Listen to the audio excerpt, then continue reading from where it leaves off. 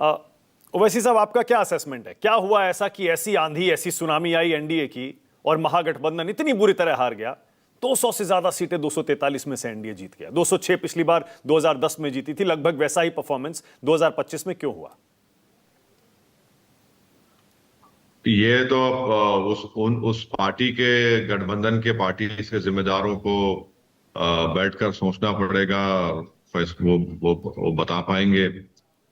मगर मैं आपको ऑनेस्टली कह रहा हूं कि मैं जितने हमारे जर्नलिस्ट दोस्त थे, आज भी हैं, हमारी पार्टी में भी हमको मालूम हो रहा था कि ये लोग 150 टच कर सकते हैं, एनडीए के लोग।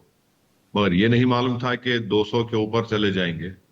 और इसमें कई चीजें हैं। एक तो इनका कैंपेन गलत था, इनका नैरेटिव नहीं था, कम्युनिकेशन नहीं था, और बिल्कुल ही डिसकनेक्टेड। आप 12 सीट पर एक दूसरे से मुकाबला कर रहे हैं। और फिर एक गौरव बरम एक सीट थी, मानक साहब, जहां पर आपने अफजल अली खां को टिकट दिया राजद से, और खुद तेजस्वी यादव चले गए वीआईपी कैंडिडेट के लिए वोट मांगने के लिए। तो एक कामरान था जो पिछले बार 33,000 वोट से जीता। जेडीयू से दो हस्बैंड एंड वाइफ आए जो यादव कास्ट के थे, उनको टिकट दे दिया, कामरान को टिकट काट दिया आपने। तो ये सब चीजें हैं।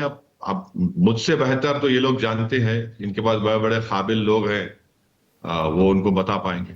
नहीं, लेकिन आप तो हमें तो बताइए, कम से कम जनता को तो बताइए, बिहार की जनता को, देश की जनता को, कि ओवैसी साहब का असेसमेंट क्या है? इस चुनाव में ऐसा क्या हो गया कि एक तरफा चुनाव हो गया? नहीं नहीं, मैं बताया ना आपको, मैं तो यही बताया। मगर इन डेप्थ तो उतना तो देख देख हर कॉन्स्टिट्यूंसी में अलग अलग इश्यूज होते हैं। उसको आप एक जनरल जनरल तो बात बता चुका हूं, मगर इन डेप्थ के लिए तो बहुत टाइम लगेगा। वो तो एक्सपर्ट सेफोलॉजिस्ट जो है, या फिर वो गठबंधन के पार्टी के जिम्मेदार लोग तो शायद जाहिर है कुछ ना कुछ स्टडी किए होंगे। आपके सवाल का जवाब वो मुझसे बेहतर तरीके से दे पाएंगे। ठीक है, तो मैं स्पेसिफिक पूछता हूं फिर। एनडीए के नेताओं का यह कहना है और बहुत सारे विश्लेषकों का भी यह कहना है कि यह नीतीश कुमार के नाम पर ज्यादा वोट पड़ा है। मोदी जी का भी है, पर नीतीश जी के सामने टक्कर में कोई था ही नहीं। और नीतीश कुमार 20 साल बाद एक बार फिर देखिए कैसी थंपिंग मेजॉरिटी से आए। कोई मुद्दा ही नहीं था। देखिए, मैं तो ये कहूंगा कि अगस्त अगस्त में, इस साल के अगस्त, मिड अगस्त तक तो नीतीश कुमार के खिलाफ बड़ा एंटी इनकम्बेंसी था, बहुत ज्यादा था। अब ऐसा क्या हो गया कि वो एंटी इनकम्बेंसी की बजाय प्रो प्रो हो गया, उनके लिए फायदा हो गया। तो ये तो अब गठबंधन के पार्टी को सोचना पड़ेगा कि एक वो जीत सकते थे, क्यों नहीं जीते, क्या वजह है। क्या और 10,000 उनको रुपए जो उसके अकाउंट में गए ओवैसी साहब, वो एक फैक्टर रहा, बड़ा फैक्टर रहा?